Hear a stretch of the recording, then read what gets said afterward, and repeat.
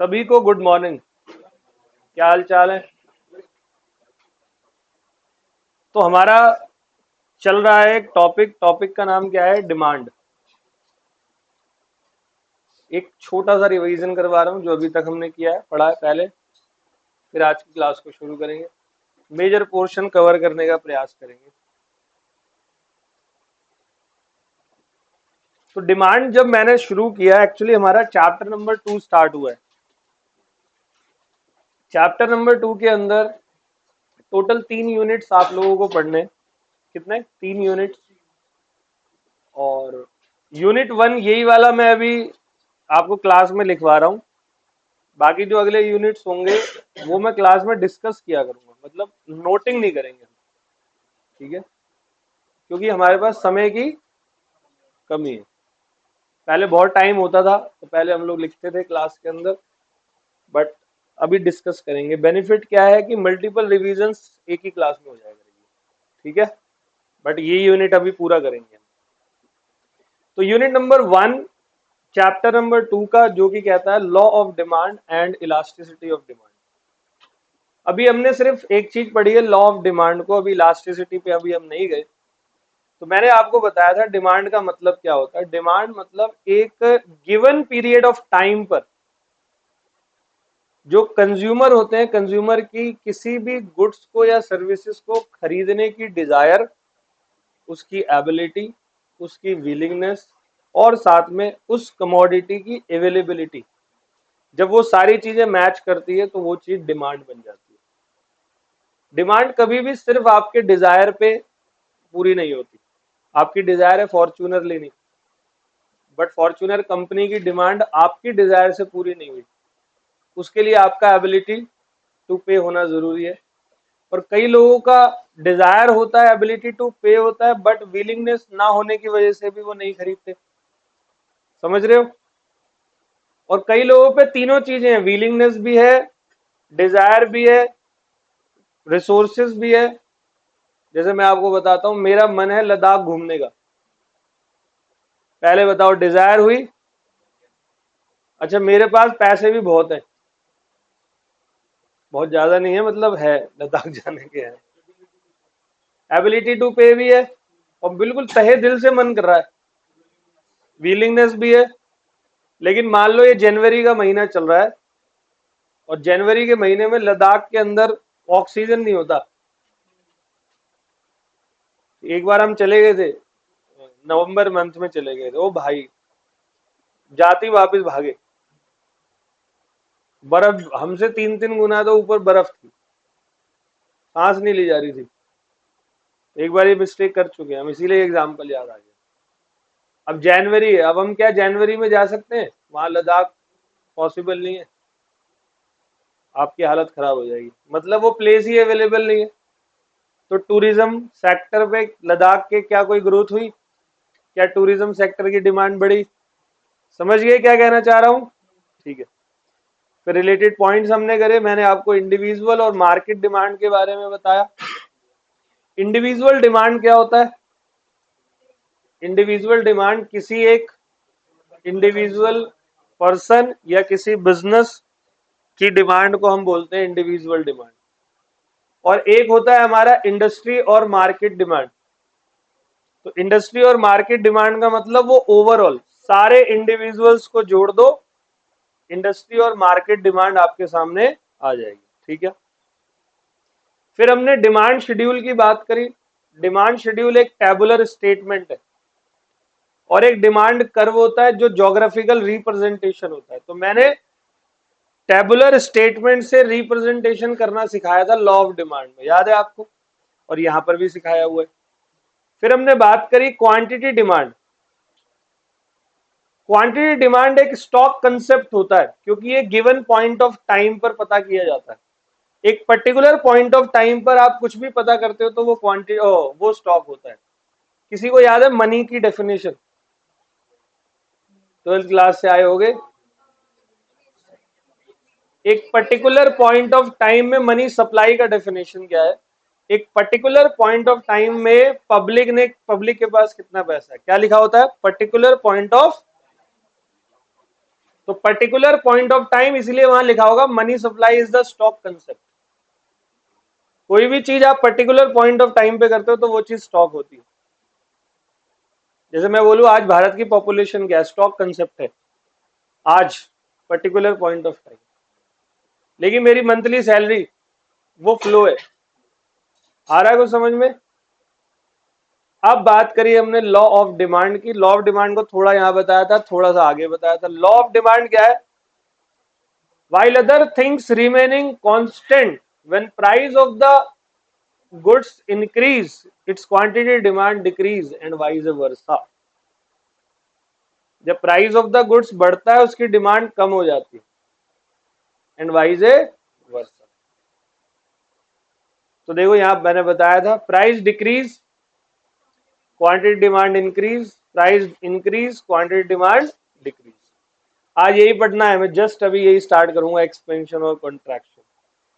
फिर ये कहता है सर कौन कौन से ऐसे फैक्टर्स हैं जो कि अफेक्ट करते हैं किस चीज को, डिमांड को। तो याद करो सारे factor. Number one, price of the goods. Price और कमोडिटी के बीच में कौन सा रिलेशनशिप होता है? Inverse relationship. दूसरा है price of the related goods. Related goods sir दो टाइप के होते हैं, कॉम्प्लीमेंट्री होता है, एक सब्सटीट्यूट होता है। कॉम्प्लीमेंट्री और सब्सटीट्यूट दोनों में डिफरेंस क्या है? सर सब्सटीट्यूट में एक की जगह दूसरे का यूज आप कर सकते हो, कॉम्प्लीमेंट्री में एक के बिना दूसरा कुछ नहीं है। सही है? सब्सटीट्यूट में पॉजिटिव रिलेशन होता है और कॉम्प्लीमेंट्री में नेगेटिव रिलेशन होता है। याद रखना, पहले भी बता चुका हूं, जब भी नेगेटिव रिलेशन होगा डिमांड कर्व डाउनवर्ड जाएगा। जा रहा है देखो, राइट साइड जा रहा है। और जब भी पॉजिटिव रिलेशन होगा डिमांड कर्व हमेशा ऊपर जाएगा। देखो नीचे से ऊपर गया।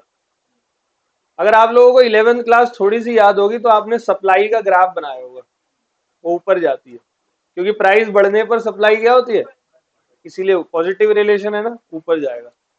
तो यहाँ सब्सटीट्यूट है पॉजिटिव रिलेशन, उसने प्राइस बढ़ाया मेरी डिमांड बढ़ेगी, उसने प्राइस कम किया मेरी डिमांड कम हो जाएगी, तो ये ग्राफ ऊपर जाएगा। All well. फिर हमने बात करी लेवल ऑफ इनकम की। तो जनरली इनकम आपकी बढ़ती है तो आप क्वांटिटी डिमांड बढ़ा देते हो, और इनकम कम होती है तो क्वांटिटी डिमांड आप कम कर देते हो। लेकिन इसके ये जनरल कंसेप्ट है, इसके एक्सेप्शंस हैं। नेसेसिटीज के केस में, in case of necessities will be less than proportionate to increase in demand. मतलब नेसेसिटीज में आप बहुत ज्यादा डिमांड नहीं करोगे आपकी इनकम बढ़ने से। तो मैंने आपको एग्जांपल्स भी दिए थे क्लास में। फिर बात हुई taste and preference of consumer की। भाई लैपटॉप पुराना हो गया, अब मेरे इस लैपटॉप को 1 साल हो चुका है, अब मुझे लगने लगा है थोड़ा थोड़ा पुराना सा। तो सर मुझे कहते हुए सर आप अगली क्लासेस आईपैड से लीजिए। मगर भाई इसका तो वसूलू कम से कम, 1 लाख रुपए की चीज है, पहले थोड़ा सा तो यूज करने दो सर। तो थोड़े टाइम बाद, मुझे नहीं लगता है मैक्स टू मैक्स 1 साल तक और इससे क्लासेस होंगी, और उसके बाद रिप्लेस करना पड़ेगा। रीजन क्या है? पुराना हो गया। मोबाइल फोन्स भी ऐसे होते हैं। तो taste and preference. And the last one is population aspect. कौन से क्लास के पर्सन, जैसे जापान में सारे 100% लिटरेसी रेट है एजुकेशन का, तो वहां क्लास के एजुकेशनिस्ट बच्चे बहुत हैं, लोग हैं, मतलब सभी पढ़े लिखे हैं, सभी ऑफिस जाते हैं सूट बूट पहन के। तो वहां कोट की बड़ी तगड़ी सेल है। हमारे भारत में कोट वगैरह की इतनी अच्छी सेल नहीं है, बस वो शादियों के टाइम पे पहने जाते है ना, और जनरली यूज नहीं किए जाते। हम प्रोफेशनल लोग कर देते हैं कभी कभी, वो भी ज्यादा नहीं। अब गर्मी आ गई नॉर्मल, हाँ सर्दियों में हम लोग कोट पैंट टाई वगैरह पहन के फिर क्लासरूम में आते हैं। बट जनरली देखा है बूढ़े लोगों को गांव के कोट पैंट टाई में, उनके सामने तुम पहनोगे वो बोले क्या फांसी का फंदा पहन के घूम रहा है, डायलॉग और मारते। तो भाई जो पॉपुलेशन एजुकेटेड लोगों की ज्यादा है तो एजुकेटेड लोगों वाली चीजें बिकेंगी, और बूढ़े लोगों की संख्या ज्यादा है तो फिर मेडिसिन बिकेगी। जवान की ज्यादा है तो बर्गर, मोमोज, पिज्जा और टी शर्ट्स ये सब बिकेंगी। बच्चों की ज्यादा है, अब जैसे मेरा बेबी हुआ है, अभी मैं वो डाइपर खरीद खरीद के ही मैं 8 दिन से मैं सर्च मार रहा हूँ, इतने सारे डाइपर्स जो है वो लेके आने पड़ते हैं। अभी वो थोड़ी सी और बड़ी हो जाएगी तो पापा ये, अब भाई खुद लो या ना लो वो तो लेनी पड़ेगी। मैं तो टेंशन में वो किसी और महिला पे हाथ ना डाल दे कि पापा ये, ठीक है तो फिर मेरी बीवी को दिक्कत हो जाएगी थोड़ी सी। आ जाओ, पॉपुलेशन एस्पेक्ट ओके, ठीक है। डिमांड की डिस्टिंक्शन की हमने बात करी, तो डिमांड की distinction on the basis of time करी, शॉर्ट रन है long run. On the basis of goods करी, प्रोड्यूसर गुड्स होते हैं, कंज्यूमर गुड्स होते हैं। On the basis of dependency करी, एक डिराइव्ड डिमांड होती है, एक ऑटोनॉमस डिमांड होती है। और on the basis of market करी, एक इंडस्ट्री डिमांड होती है, एक कंपनी डिनोटेड डिमांड होती है। All well. तो अदर फैक्टर्स जो मैंने कांस्टेंट रखे थे लॉ ऑफ डिमांड में वो क्या थे? Price of the related goods, income level, test preference, population और अदर फैक्टर्स, ये सब क्या थे? Other factor. केट्रिस पेरिबस यही है। तो फिर मैंने प्योर इलस्ट्रेशन देकर आपको मैंने डिमांड कर्व बताया, डाउनवर्ड जा रहा है, तो इसके कुछ नाम थे। Slope downward from left to, इसको आप नेगेटिवली स्लोप्ड भी बोल सकते हो, इसको आप एवरेज रिवेन्यू कर्व भी बोल सकते हो, क्योंकि जो प्राइस पे कर रहा है कंज्यूमर वो रिवेन्यू है किसका? सेलर का। ये कभी कभी स्ट्रेट लाइन होता है, कभी कभी फ्री हैंडेड होता है। इनवर्स प्राइस डिमांड रिलेशनशिप है, और मार्केट डिमांड सबको जोड़ दो मार्केट डिमांड आ जाएगी। मैंने बुक से भी करवाया था थोड़ा सा। फिर हमने पिछली क्लास में पढ़े लॉ ऑफ डिमांड के कुछ एक्सेप्शंस, मतलब वो सिचुएशन जहां पर लॉ ऑफ डिमांड एप्लीकेबल। तो आपको ये सारे याद रखने। एक तो कॉन्स्पिशियस और प्रेस्टिजियस गुड्स पे कभी भी लॉ ऑफ डिमांड एप्लीकेबल नहीं होता, वो तो बल्कि जितना महंगा होता है उतना ही ज्यादा बिकता है। कॉन्स्पिशियस गुड्स और प्रेस्टिजियस गुड्स। फिर गिफन गुड्स और इंफीरियर गुड्स, याद करो, कनॉट प्लेस, ये सब मैंने बताया था। बेसिक नेसेसिटीज पे लॉ ऑफ डिमांड एप्लीकेबल नहीं होता। भाई चाहे अब गैस सिलेंडर सस्ता हो जाए, 300 रुपए का हो जाए 1000 की जगह, तो भी हम लोग extra gas cylinder purchase line से थोड़ी लगा ले, गैस सिलेंडर नहीं लगा सकते। कॉन्स्पिशियस नेसेसिटी, जैसे हमारे टीवी, फ्रिज, मोबाइल फोन, ये सब हमारी कॉन्स्पिशियस नेसेसिटीज बन चुकी है, हाँ या ना? तो बेटा ये अगर कोई खराब हो गई तो हम लोगों को क्या करना है? ठीक है। Expected price change in future, future में उम्मीद है कि प्राइस चेंज हो सकता है। इग्नोरेंट कंज्यूमर है, इरैशनल कंज्यूमर है। इरैशनल मतलब बेवकूफ।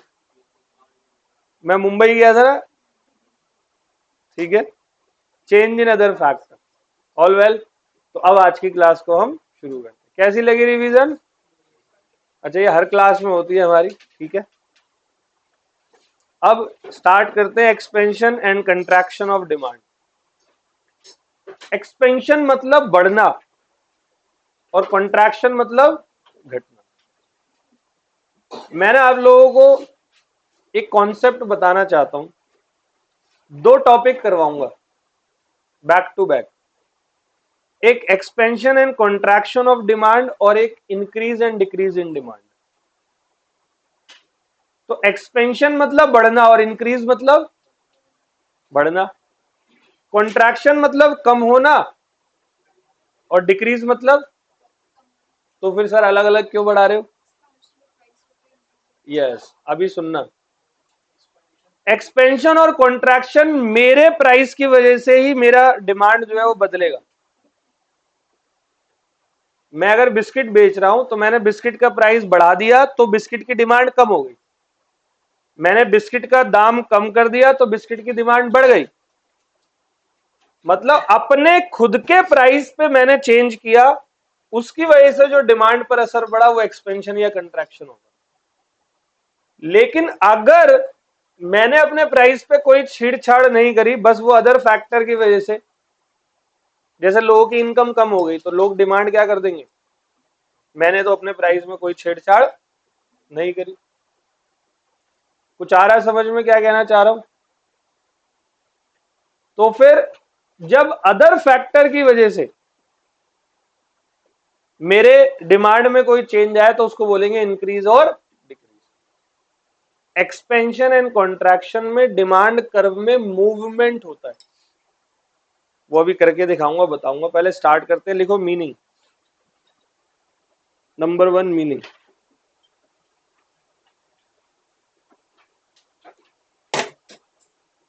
कोई बात नहीं बेटा।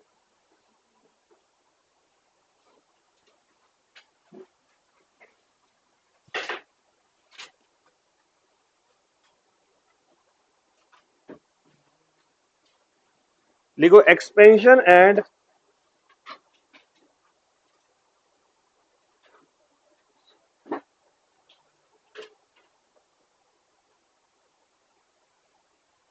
Contraction in demand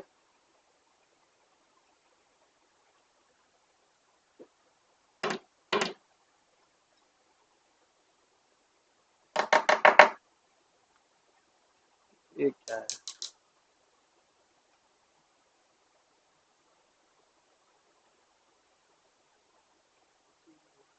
in demand takes place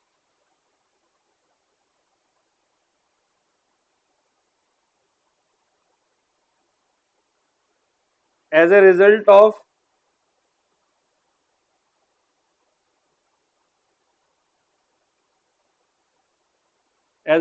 of change in price. Electric problem हो रही है, इसमें प्रॉब्लम नहीं है, सर्किट, इसमें प्रॉब्लम है, इलेक्ट्रिसिटी इसी रूम में होती है।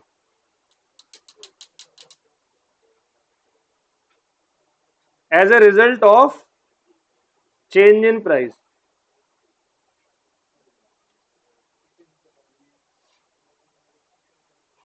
while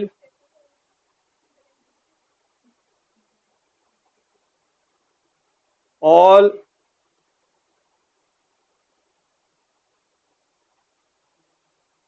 other factors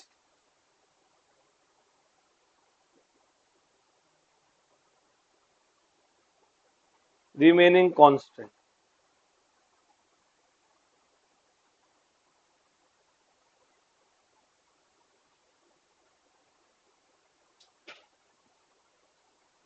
ठीक है, लिखो मूवमेंट अलोंग द डिमांड कर,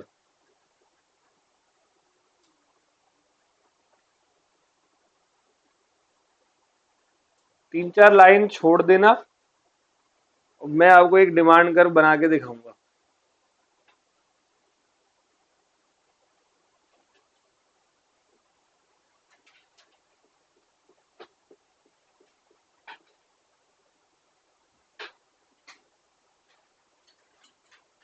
कौन सा एक्सिस होता है ये यहाँ क्या आता है और यहाँ क्या आता है, क्वांटिटी डिमांड। आंसर आप लोग दोगे। फिलहाल के लिए इस प्राइस पर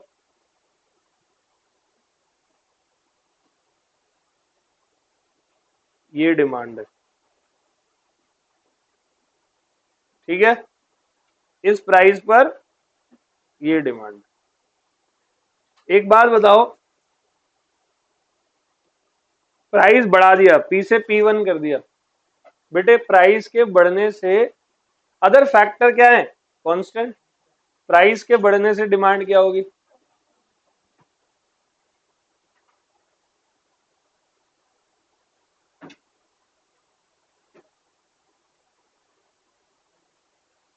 प्राइस कम हो गया मान लो, डिमांड क्या हो जाएगी, होगी या नहीं। ये Q है, Q2 Q1। चलो जी, डिमांड कर्व कहाँ गया,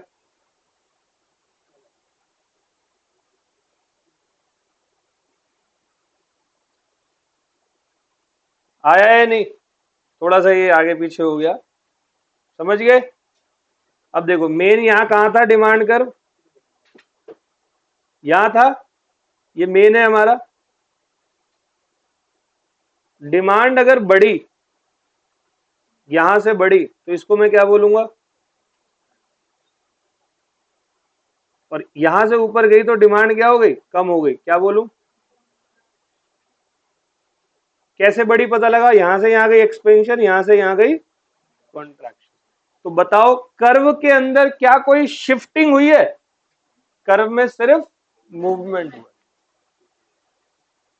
तो मेरे प्राइस की वजह से मेरे डिमांड पर कोई असर पड़ेगा तो वहां सिर्फ मूवमेंट होने वाली है, ठीक है? तो movement along the demand curve में बना लिया आपने ये।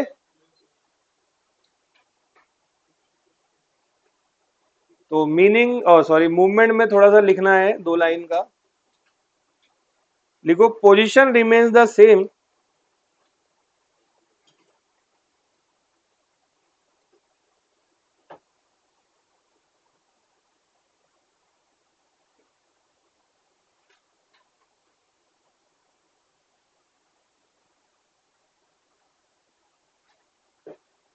कंज्यूमर ओनली मूव्स डाउनवर्ड और अपवर्ड।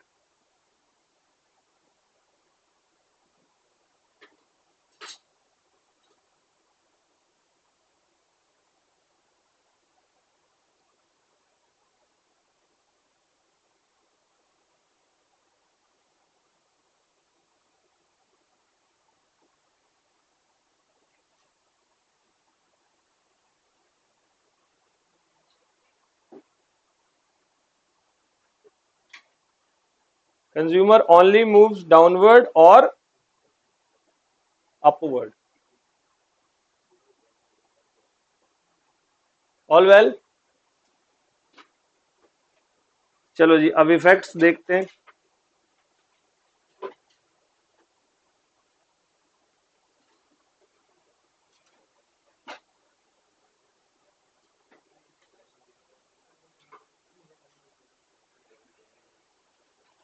शांत हो जाए बेटे।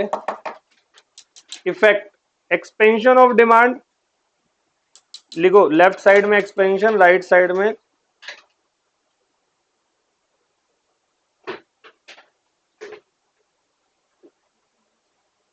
एक्सपेंशन ऑफ डिमांड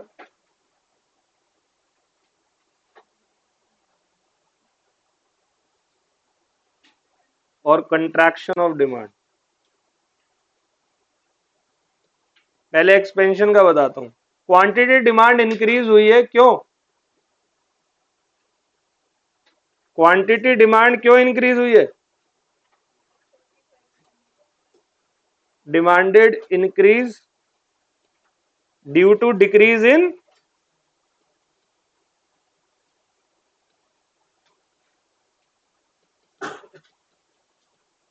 ये वह कर्व पे ले जा रहा हूं, ये देखो Q से Q2 डिमांड इंक्रीज हुई, क्यों हुई? क्योंकि प्राइस क्या हो गया?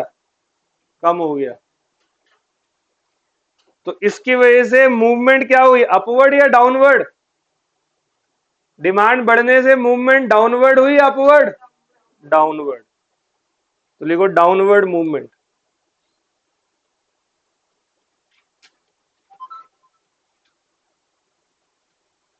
Along the same demand curve.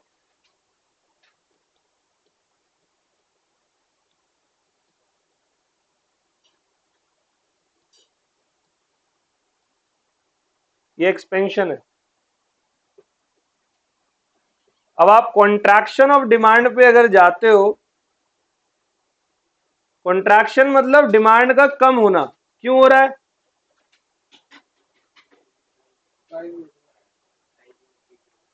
Quantity demanded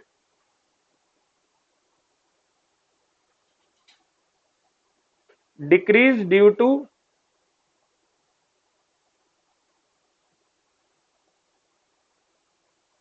increase in price. तो मूवमेंट क्या हुई?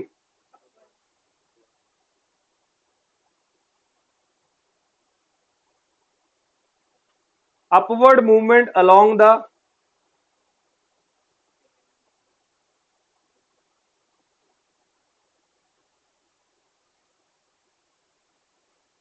सेम डिमांड का।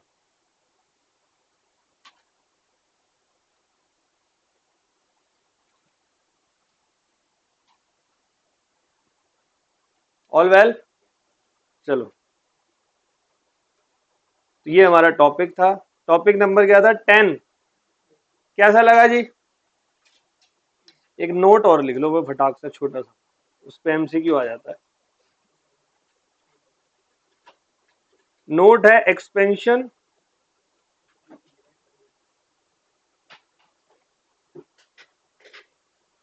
Of demand is also sometime called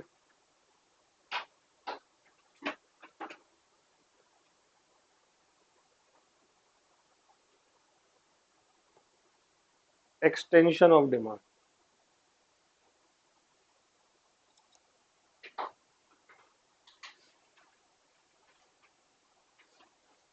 सही है।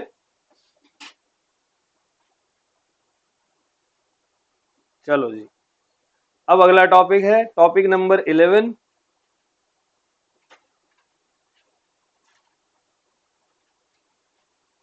इसको मैं कहता हूं इंक्रीज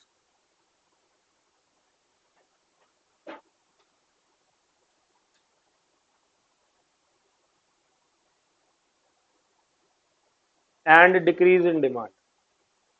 डिमांड बढ़ रही है और डिमांड कम हो रही है। याद रखना, दोबारा से बोल रहा हूं, मेरी डिमांड में एक्सपेंशन और कॉन्ट्रैक्शन मेरे प्राइस के बढ़ने या कम होने से होता है। और मेरी डिमांड बढ़ रही है या कम हो रही है, लेकिन मेरा प्राइस जो है वो शांत है, मतलब कांस्टेंट है। तो किस वजह से डिमांड बढ़ रही होगी? अदर फैक्टर की वजह से। और मेरा प्राइस क्या है? कांस्टेंट है। तो देखना डिमांड कर्व क्या होगा। एक काम करते हैं, 4-5 लाइन छोड़ के पहले एक कर्व बनवाता हूं।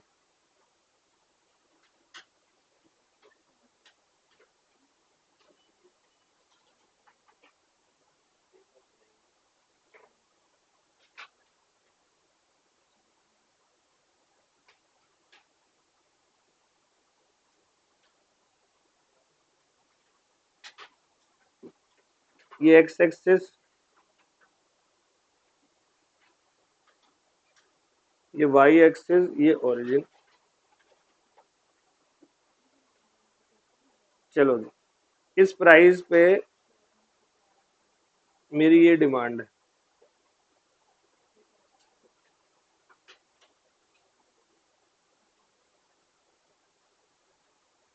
तो ये प्राइस हो गया, ये क्वांटिटी हो गई। यहां तक कोई दिक्कत? इस साइड में क्या लिखना है? प्राइस। और इस साइड में लिखनी है क्वांटिटी।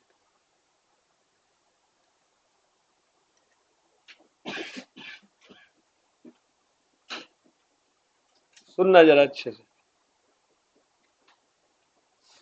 मेरी डिमांड बढ़ गई, लेकिन मेरा प्राइस क्या है?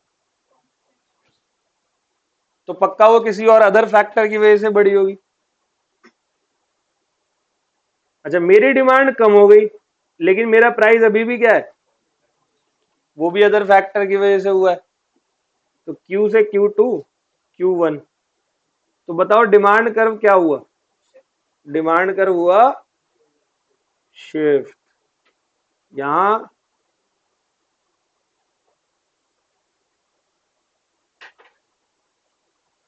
राइटवर्ड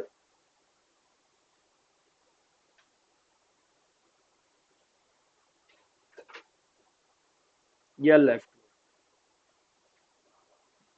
आया कुछ समझ में? अगर राइटवर्ड हुआ तो इंक्रीज,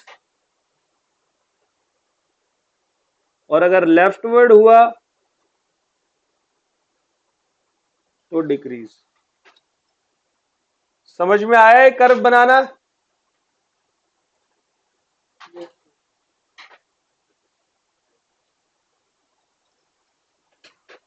चलो फिर, बेटे बना लिया सबने? चलो मीनिंग की बात करेंगे।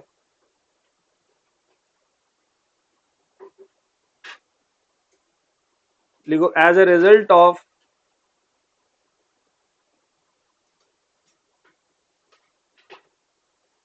change in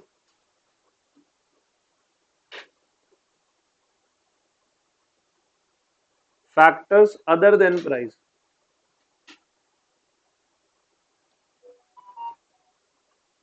While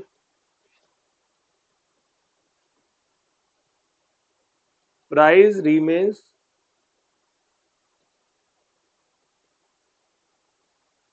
constant.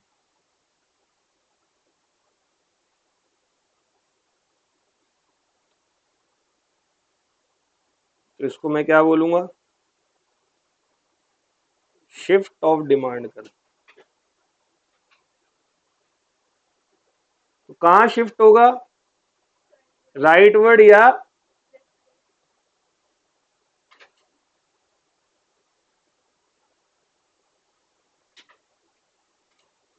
Shift of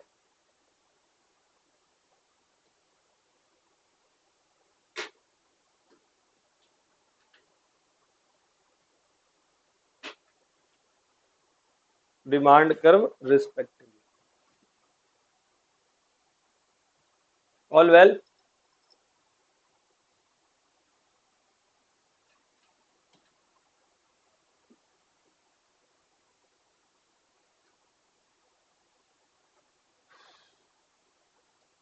चलो इसके भी इफेक्ट देखते हैं, जैसे हमने एक्सपेंशन और कॉन्ट्रैक्शन के देखे थे। आंसर आप लोग दोगे, ठीक है? पहले बताओ, ये लिख लिया सबने? लिख लो बेटे फटाफट।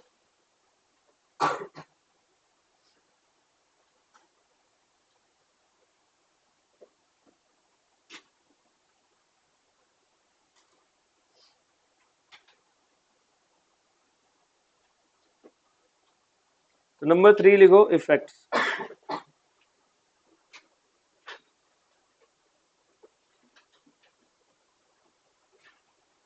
तो एक काम करो, 3 बॉक्स बनाना, जैसे आप डिफरेंस क्रिएट करते हो ना वैसे। टर्म्स और रीजंस, रीजन थोड़ा बड़ा होना चाहिए, और इफेक्ट। इफेक्ट बहुत छोटा होगा तो चलेगा, ठीक है?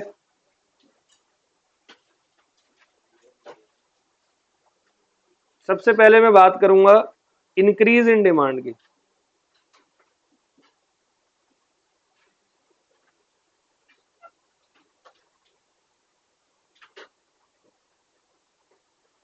ठीक है? अब 1 मिनट मिनट के लिए पेन वैन सब छोड़ो, अब आपका दिमाग चलना चाहिए। मेरे प्रोडक्ट की डिमांड आज इंक्रीज हुई, लेकिन प्राइस मेरा क्या है? तो जो इंक्रीज हुई होगी वो पक्का अदर फैक्टर की वजह से हुई है। तो अब सारे अदर फैक्टर्स पे बताओ क्या हुआ होगा? सब्स्टिट्यूट ने अपना प्राइस क्या कर दिया होगा? घटाया, बढ़ा? उसने प्राइस बढ़ाया और मेरी डिमांड। कॉम्प्लीमेंट्री ने अपना प्राइस क्या कर दिया होगा? कम कर दिया होगा, इसीलिए मेरी डिमांड आज बढ़ गई। इनकम लेवल मार्केट का क्या हुआ होगा? बढ़ गया होगा। जो टेस्ट एंड प्रेफरेंस है वो चेंज हुआ मेरे फेवर में, तभी मेरी डिमांड बढ़ गई। या पॉपुलेशन जो है वो क्या हो गई होगी? बढ़ गई होगी। आ गया समझ में? तो ये सारे इंक्रीज के आपके रीजन है। तो मैं इंक्रीज के लिखवा रहा हूं रीजन, और डिक्रीज के आपको खुद लिखने। तो सबसे पहले rise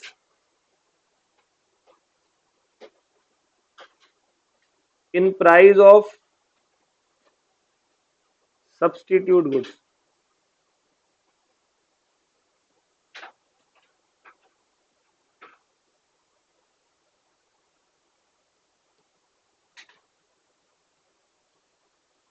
fall in price of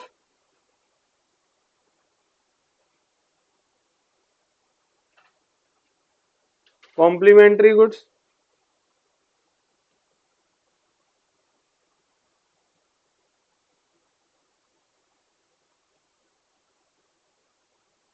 increase in income levels।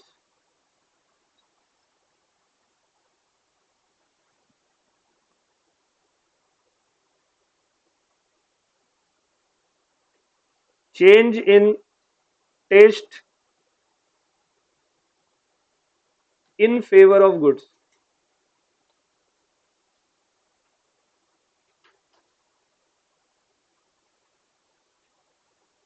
और इंक्रीज इन पॉपुलेशन।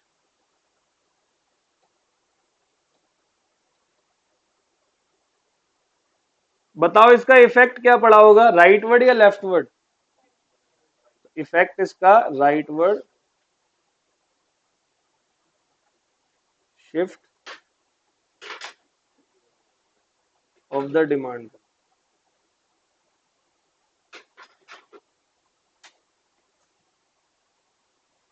अब डिक्रीज का ये आपका होमवर्क होगा, ये आपको खुद लिखना है।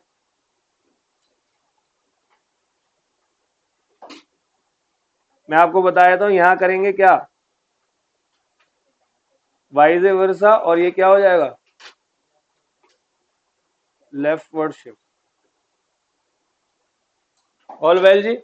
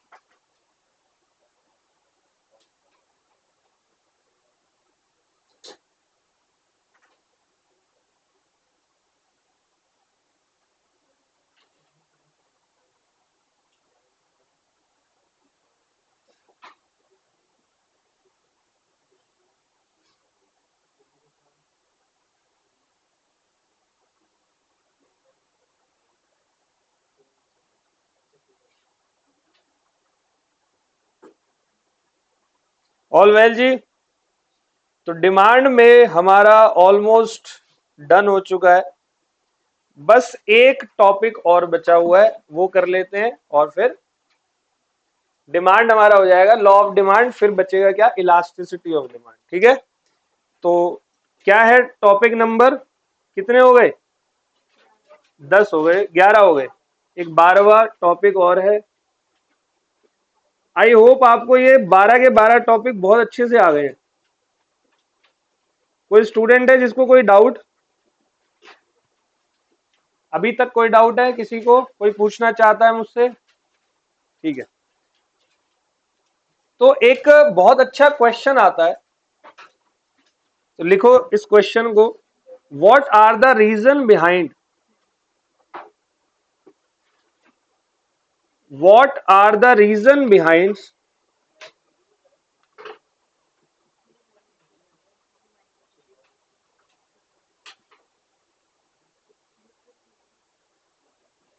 what are the reason behind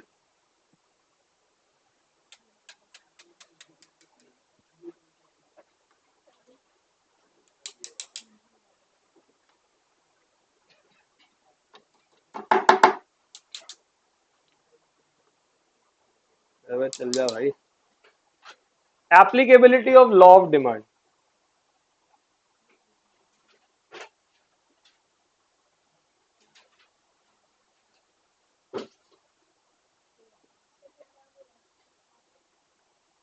what are the reason behind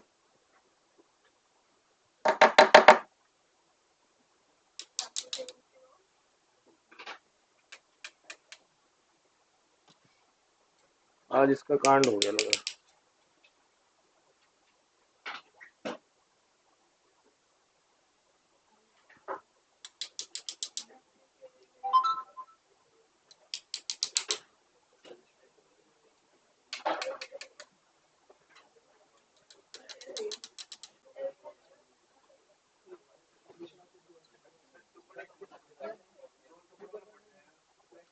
टूट के ना, पता नहीं क्या हो गया,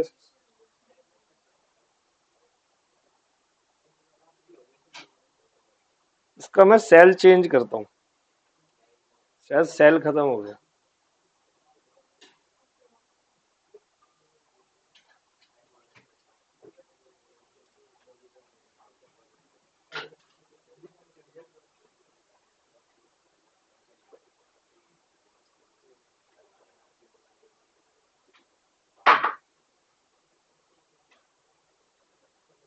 ठीक है, एक तो टॉपिक का नाम ये होता है, एक होता है why is there N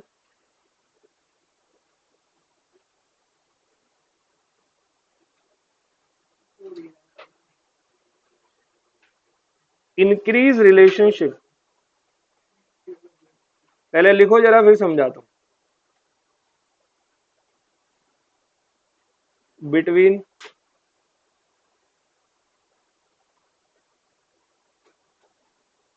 price of the goods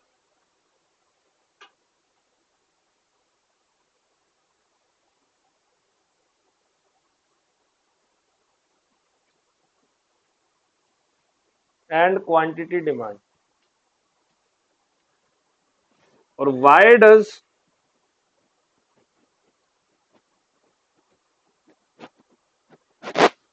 consumer consumes मोर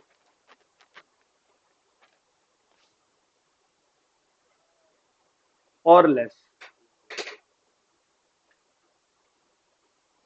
एक और लास्ट लाइन लिखनी है, why does demand curve slopes downward.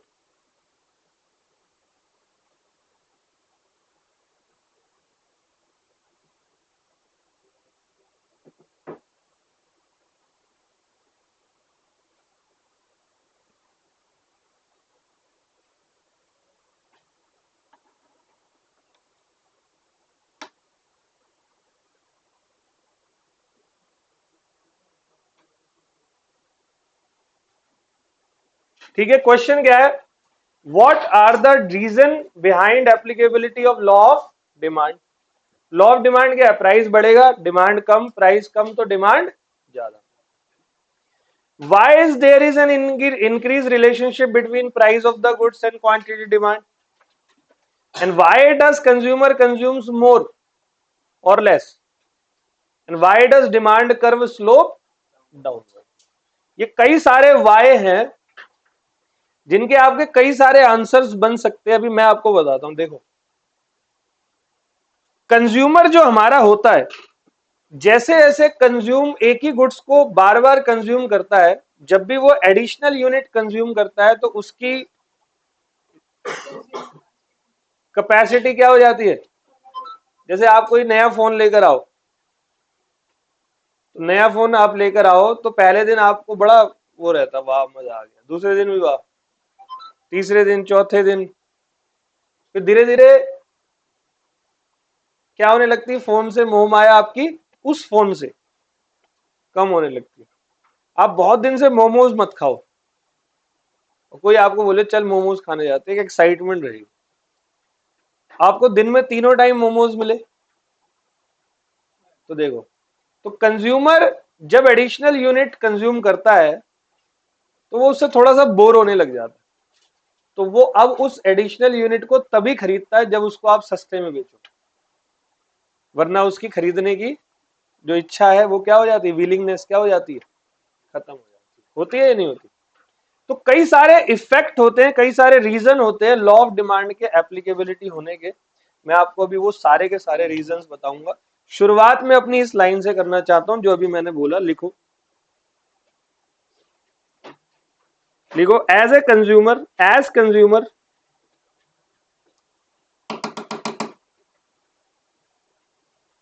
मैं बोल रहा हूं, आप लोग लिखते जाओ। As a consumer more of the goods continuously, as consumer consumes more of the goods continuously, his utility derived, जो उसकी यूटिलिटी है, ये हम कंज्यूमर बिहेवियर में पढ़ेंगे अगले चैप्टर, अगले यूनिट में। Is utility derived from every additional unit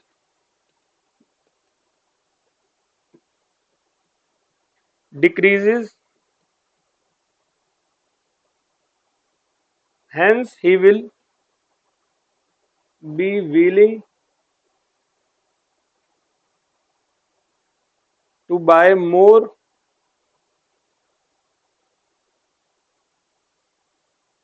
only when he gets it at a lesser price. गलत तो नहीं है? जब उसको वो सस्ते दामों में मिलेगा।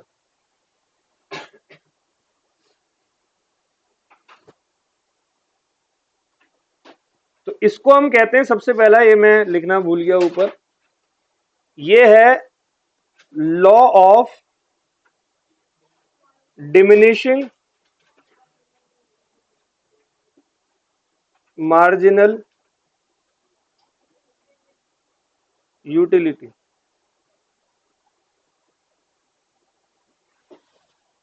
ऑल वेल, आप जितना एडिशनल लोगे उतना ही आपका वो मन जो है वो होता जाएगा। जैसे आपको बहुत भूख लगी होती है, खेल वेल के आए हो 8-7 घंटे, घर में घुसे ताबड़तोड़ भूख लगी हुई है और खुशबू आ रही है, आलू के पराठे बन रहे हैं घर में, अलग ही आनंद है। तो जब पहला पराठा आपके पास आ रहा होता है तो आपकी एक्साइटमेंट का लेवल बहुत अच्छा होता है। दूसरा पराठा जब आता है तब भी लेवल ठीक ठाक होता है, लेकिन जब तीसरा आ रहा होता है तब इट्स फाइन। 4 पराठे तक पेट भर जाता है और मम्मी अगर जबरदस्ती 5वां पराठा दे तो यूटिलिटी आपकी शायद नेगेटिव भी हो जाए, है ना? अजीब सा ना लगे, मैं नहीं खा रहा। एक्चुअली वो पराठा खराब नहीं, आपकी यूटिलिटी बेकार हो गई है, क्योंकि आपने जितना एडिशनल कंज्यूम किया आपकी यूटिलिटी कम होती। तो पक्की बात है वो एडिशनल तभी लेगा जब प्राइस उसका क्या होगा, कम हो। जैसे हम छोले भटूरे खा रहे हैं, एक प्लेट 50 रुपए की है, 2 पीस आते हैं, तो हमारा पेट ऑलमोस्ट भर जाता है। और मान लो वो उसके दुकान पे लिखा हो एडिशनल भटूरा ओनली 10 रुपीज, तो मैं लिख के दे रहा हूं आउट ऑफ 10 6 बंदा एडिशनल भटूरा जरूर लेगा। क्यों? क्योंकि सस्ता मिल रहा है। उसकी थोड़ी बहुत इच्छा बची हुई है, वह ला यार एक ये भी दे दे, चल 10 रुपए का ही तो है, वैसे 25 रुपए का पड़ रहा है, तो वो 10 रुपए में खा ले। लेकिन वहीं लिखा हो, एक दुकान पे लिखा हुआ था, मैं बहुत सोच रहा था इसके बारे में, यार इसकी क्या ये स्ट्रेटजी है। मैं वही बता रहा हूँ, छोले भटूरे 50 रुपए प्लेट, एडिशनल भटूरा 25 रुपए का, 2 प्लेट लिखा हुआ बकायदा 100 रुपए का, 3 प्लेट 150 रुपए, 4 प्लेट 200 रुपए। मैं कहा पागल है क्या तू? तूने डिस्काउंट दिया, कहीं कुछ किया, कुछ कम वम करता तो चल इतनी लिस्ट बना दे। तो इतनी गणित तो पब्लिक भी जानती है कि 5 प्लेट 250 रुपए, 6 प्लेट 300 रुपए, तो तू क्यों ये लिख रहा है फालतू की चीज? मेरा मन हुआ उसको बोलने का, बट मैंने बोला नहीं। तो कई लोग ऐसी ऐड करते हैं, लेकिन नहीं, दिमाग लगाने वाले जो लोग करते हैं, आपको पता होगा, आप देखते होगे एंड ऑफ सीजन सेल हो रहा होता है, कितना सस्ता मिलता है मामला, क्योंकि आपकी यूटिलिटी है नहीं, आपके पास ऑलरेडी बहुत सीजन के कपड़े हैं, आपको वो फिर भी बेच देते हैं। कैसे? उसको दाम कम करके। आया समझ? चलो पहला हो गया। दूसरा लिखो सब्स्टिट्यूट इफेक्ट।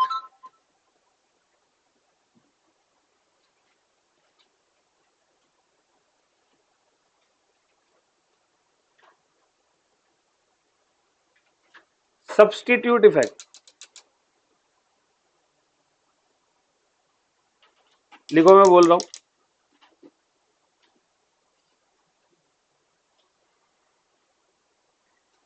एक बात बताओ, सब्स्टिट्यूट का लॉ ऑफ डिमांड पर इफेक्ट पड़ता है या नहीं? आज मेरे गुड्स की डिमांड कम हो गई, उसका रीजन मैं हुई नहीं, मैंने अपने प्राइस पे कोई भी चेंज नहीं किया। क्यों बढ़ गई या क्यों घट गई? क्योंकि मेरे सब्स्टिट्यूट ने अपना प्राइस कम या ज्यादा कर दिया। कॉफी की डिमांड बहुत बड़े लेवल पर चाय पे डिपेंड करती है और चाय की डिमांड बहुत बड़े लेवल पर कॉफी पे डिपेंड करती है। तो ये सब्स्टिट्यूट इफेक्ट है, लिखो। There are those goods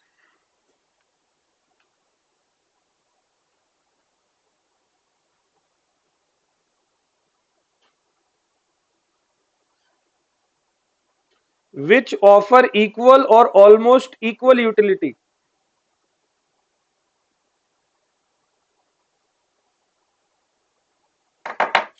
which offer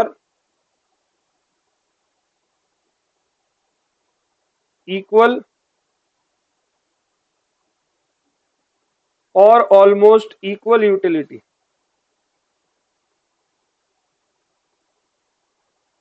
Hence,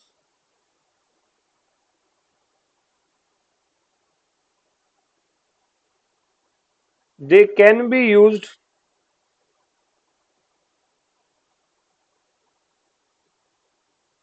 in place of each other.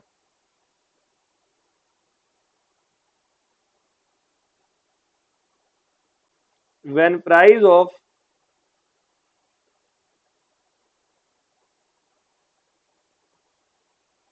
substitute increases,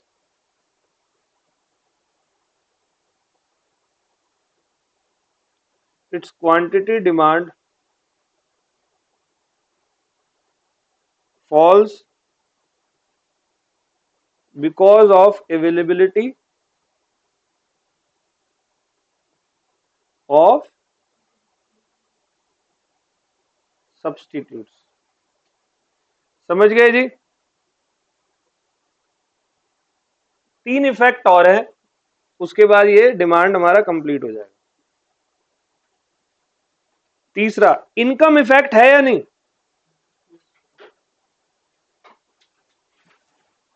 भाई आप लोगों की इनकम कम हो गई तो पक्का आप डिमांड मेरे गुड्स की कमी कर दोगे, जैसे कोविड में हुआ था। कोविड में इनकम क्या हो गई थी? कम हो गई थी। सबने अपनी डिमांड क्या कर दी? कम कर दी। इनकम बढ़ गई तो बाद में डिमांड भी बढ़ा दी। तो इनकम इफेक्ट पे आपको लिखना है, real income refers to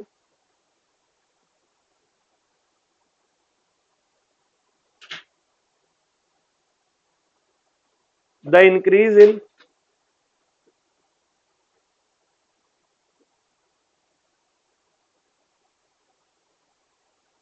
purchasing power of the consumer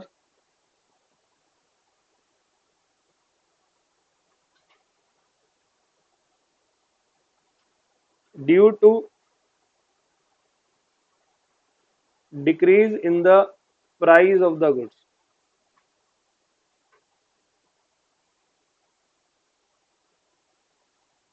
एक चीज और है, आप प्राइस कम कर दो, कंज्यूमर की परचेजिंग पावर बढ़ जाएगी, है ना? आगे, सो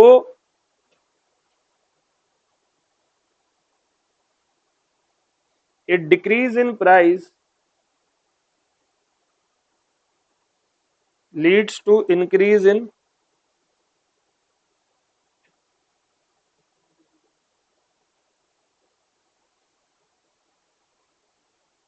purchasing power, hence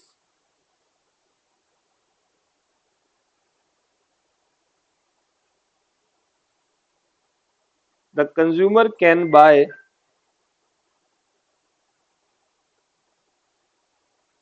more with the same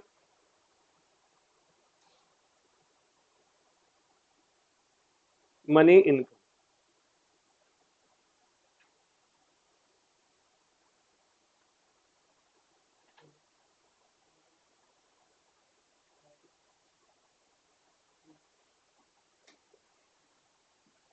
ठीक है? नंबर 4, नंबर 4 की हेडिंग लिखो, एक कहानी बताऊंगा छोटी सी। लिखो, arrival of new consumer.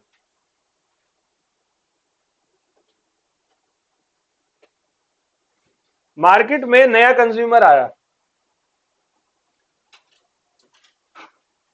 Price पे ऑटोमेटिकली इफेक्ट पड़ जाएगा नए कंज्यूमर के आने से। एग्जांपल देता हूं,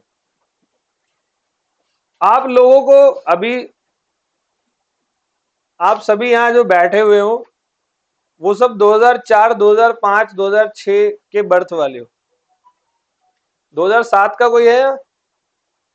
7, 2007। मुझे याद है मैं वर्ल्ड कप देख रहा था उस टाइम पे।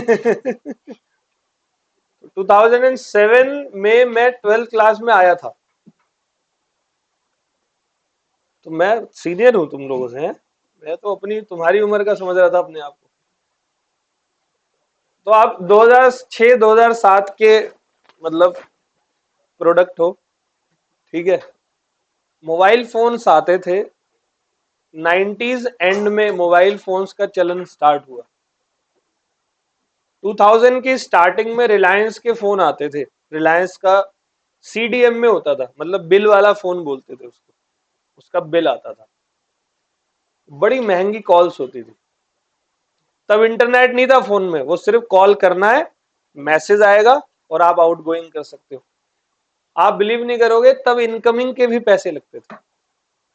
क्यों लगते थे? क्योंकि कंपनीज का कॉस्ट बहुत ज्यादा था और कंज्यूमर बहुत कम। हर कोई मोबाइल फोन अफोर्ड नहीं कर सकता था, समझे?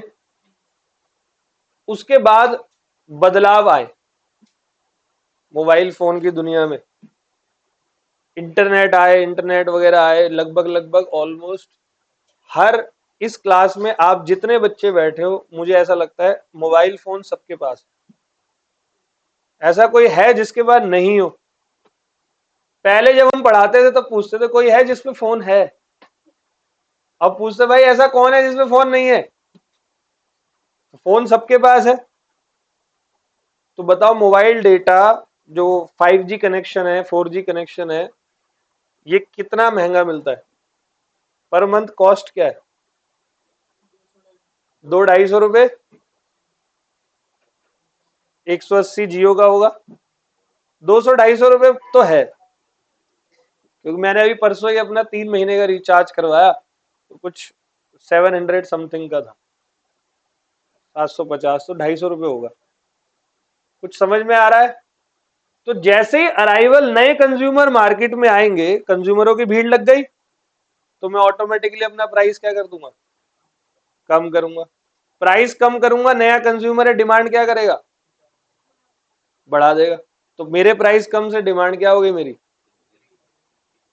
आया समझ में? तो ये लॉ ऑफ डिमांड आ गया। डाउनवर्ड स्लोपिंग जाएगा या नहीं जाएगा? लिखो अराइवल ऑफ न्यू कंज्यूमर में, when A goods become cheaper,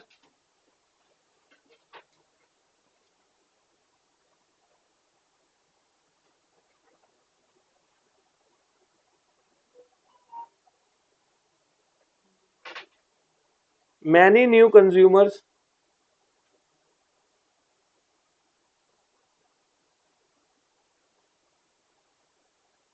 who were unable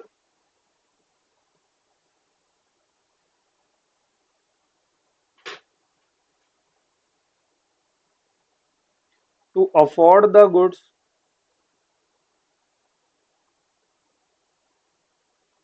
earlier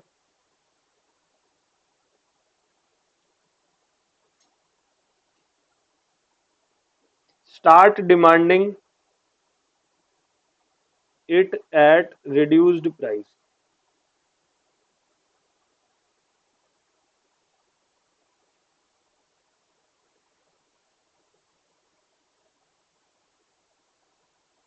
Example, 5G data.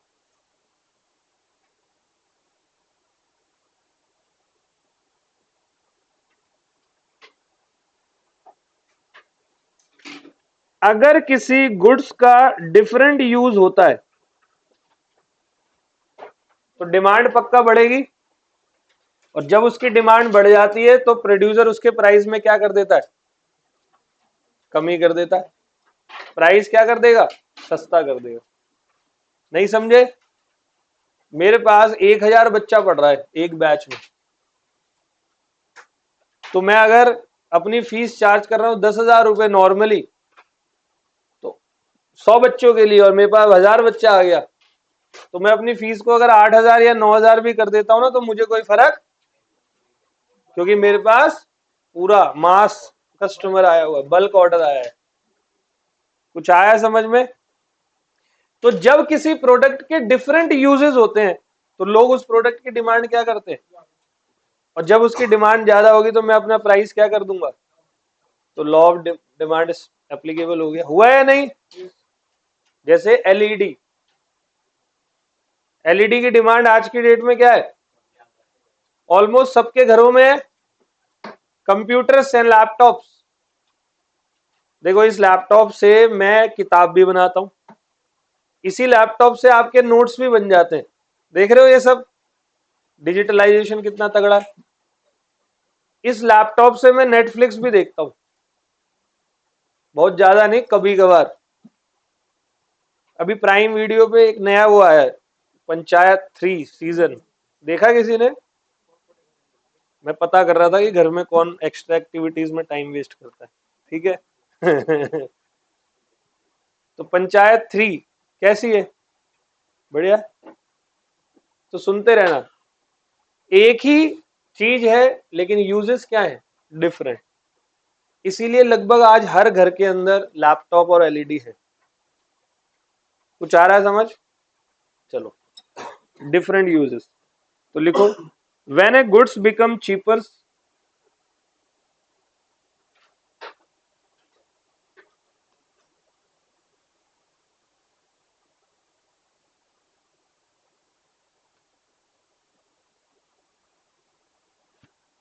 variety of its uses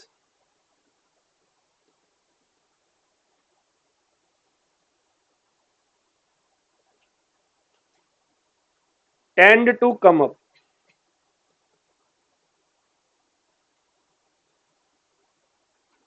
due to which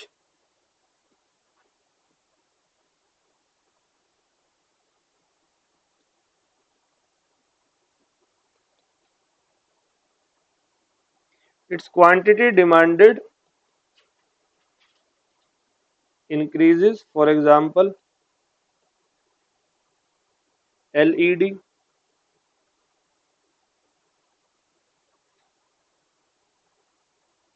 computers etcetera.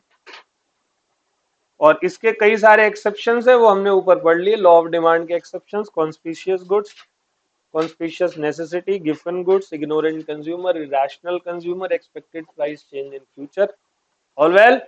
तो ये हमारा डिमांड कंप्लीट होता है। अब हम बात करेंगे किस चीज की, इलास्टिसिटी ऑफ डिमांड की। बढ़िया सी हेडिंग डालो,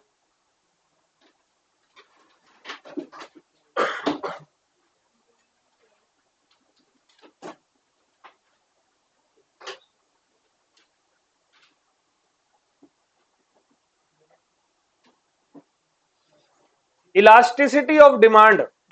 कोई बताएगा इलास्टिसिटी का मतलब क्या होता है?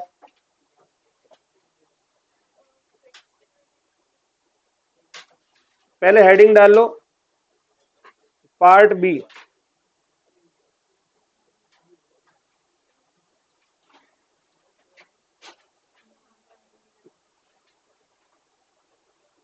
Elasticity of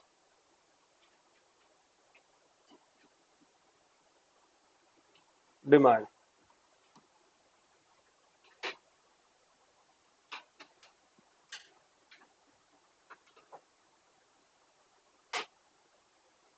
elasticity of demand, देखो मैं ये कह रहा हूं कि प्राइस के बढ़ने पर डिमांड कम होगी। अब आप बताओ कितनी, है ना? जैसे कि मेरी क्लास में, मैं खुद एक स्टूडेंट हूं, मान लो हम एक क्लास में बैठे हुए हैं, टीचर नहीं है। तो जब क्लास में, स्कूल में टीचर नहीं होता, तो क्लास में बच्चे क्या कर रहे होते आपस में, मौज मस्ती, खेल कूद। एक स्टूडेंट ने दूसरे के धपाक मारा गाल पे, अब वो क्या करेगा, जो पिटाए। तो वो डिफरेंट टाइप का स्टूडेंट हो सकता है, या तो वो गिरा गिरा के मारे बदले में, मतलब एक के बदले में कम से कम 50 थप्पड़ मारे, या वो एक के बदले में एक मारे कि हिसाब बराबर, या वो एक के बदले में थोड़ा सा मारे कि आइंदा से मत मारियो। कुछ समझ रहे हो? या वो एक के बदले मारे ही ना, बहुत ही शरीफ है, पिट के या वो ढीठ है कि पिटने के बाद भी बोले और मार। हो सकता है ऐसा या नहीं? मतलब उसका जो बर्ताव है वो बहुत अग्रेसिव हो सकता है, वो कम अग्रेसिव हो सकता है, वो न्यूट्रल हो सकता है, बराबरी का, एक के बदले एक, या वो एक के बदले में उसने तेज मारा, इसने धीरे मारा, या वो मारे ही ना, है ना? अभी बताऊंगा ये क्यों मैं बता रहा हूं। ऐसी जो डिमांड है ना, प्राइस के बढ़ने पर क्वांटिटी डिमांड पे कितने प्रोपोर्शन में इफेक्ट पड़ा। जैसे कि 10 रुपए मैंने प्राइस 50% बढ़ाया, तो डिमांड कम या तो 50% होगी, या डिमांड 100% ही कम हो गई, या डिमांड कम तो हुई लेकिन ओनली 30% हुई, या डिमांड कम बिल्कुल भी नहीं हुई। कुछ आ रहा है समझ में? तो ये सारे इफेक्ट है, और इन्हीं इफेक्ट को हम लोग कहते हैं इलास्टिसिटी। अब इसको इकोनॉमिक्स की लैंग्वेज में बता रहा हूं।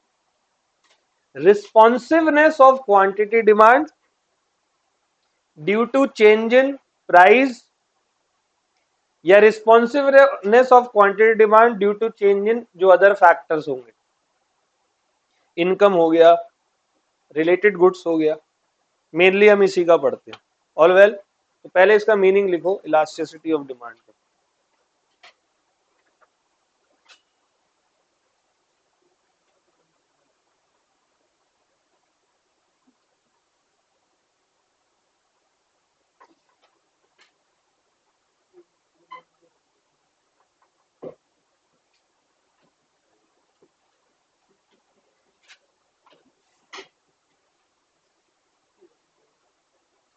लिखो meaning number 1,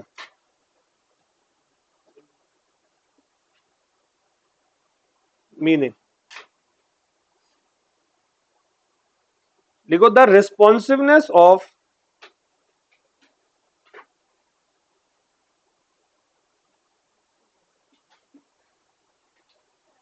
quantity demand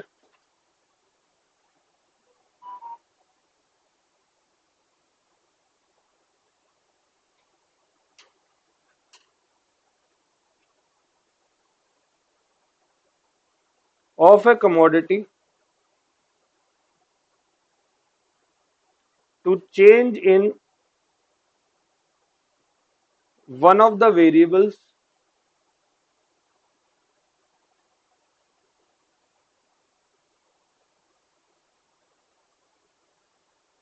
on which demand depends, जिस पर हमारी डिमांड डिपेंड करती है।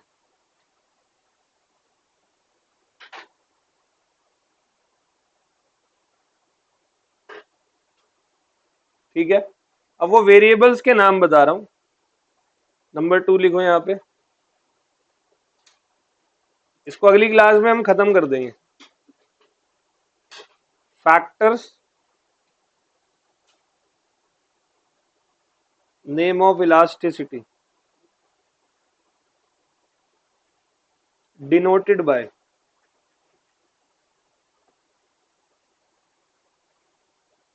सबसे पहला है मेरा प्राइस ऑफ द कमोडिटी, मतलब डिमांड पर इफेक्ट किसकी वजह से पड़ा, मेरे ही प्राइस की वजह से, तो इसको मैं बोलूंगा प्राइस इलास्टिसिटी, और इसको आप ऐसे डिनोट करते हो, elasticity of demand.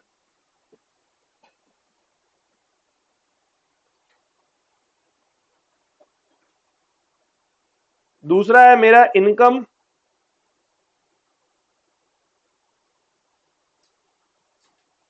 Of consumer,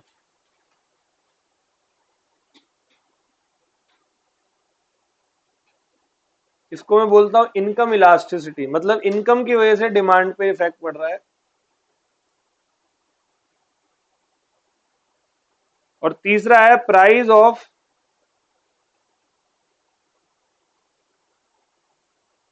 related commodity,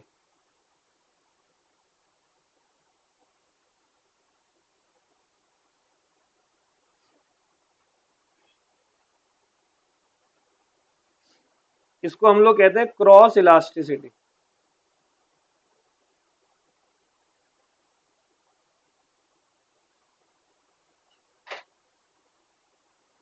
ठीक है, कौन सी इलास्टिसिटी हो गई? Cross elasticity. All well, EC. तो हम लोग क्या करने वाले हैं, नेक्स्ट क्लास से इन तीनों के ऊपर चर्चा करेंगे, कुछ अच्छे अच्छे ग्राफ्स बनाएंगे, कुछ क्वेश्चंस करवाऊंगा, प्रैक्टिकल क्वेश्चंस भी है थोड़े से, तो वो भी करेंगे अगली क्लास के अंदर। ठीक है, ओके, मिलते हैं नेक्स्ट क्लास में। Thank you.